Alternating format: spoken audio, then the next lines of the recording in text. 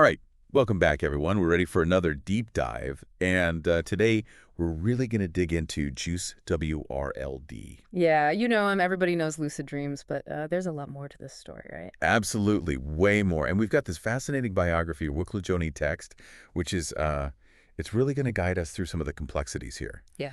I mean, just to throw out a number that kind of hit me when I was reading this biography claims that 70% of young artists struggle with opioid use. Wow. And that's a scary statistic. And that's something that, Juice WRLD's story kind of helps us understand a little better, I think. Yeah, and it really puts it into perspective, right? Just how much pressure these young artists are under. Right, exactly. I mean, he was a global icon by the time he was 21. Yeah. It's a lot to handle for anyone, let alone someone that young. So, okay, let's get into this. I mean, Death Race for Love.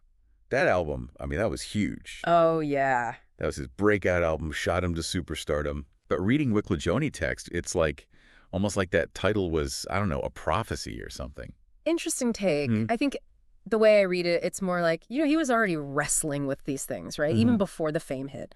So it's not so much a prediction, I think, but more like a reflection. Okay. This feeling of being trapped, always chasing something, love, validation, this death race, you know? Man, yeah, and that makes his musical journey even more, like, I don't know, fascinating to me. This kid, shy kid from Chicago, Yeah. finds his voice in music, becomes like, this freestyling phenom. Oh, yeah, for hours. Hours, right. Just incredible. Like music was his, like, superpower. Like he could channel everything, connect with people. Definitely an outlet, a way to process the world.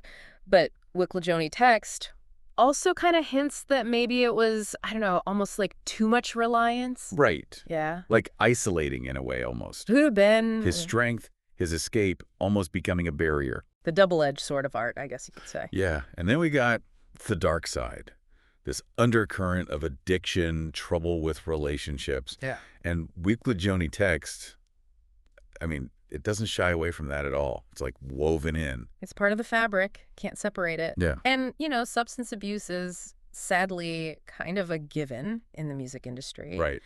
But what hit me hard in Wiklajoni text is how accessible it all was for him, Yeah. Surrounded by almost like enablers, people who profited off of it. That's tough. Yeah. A system that failed to protect him. Yeah.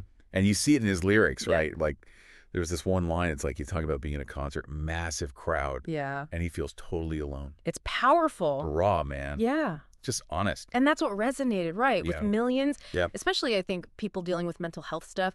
Wiklajoni text even quotes some critics calling his music emo rap. Like this, blend of melodies and just bare emotion. It's, powerful stuff. It's real. Real. And even after he passed, tragically, 2019, his music still hits people. Oh, right? it does. The conversation keeps going. Mental health, breaking the stigma, it matters. And it makes you think, right, what can we all learn from this? Yeah. Wiklajoni text doesn't, hand us the answers. Right.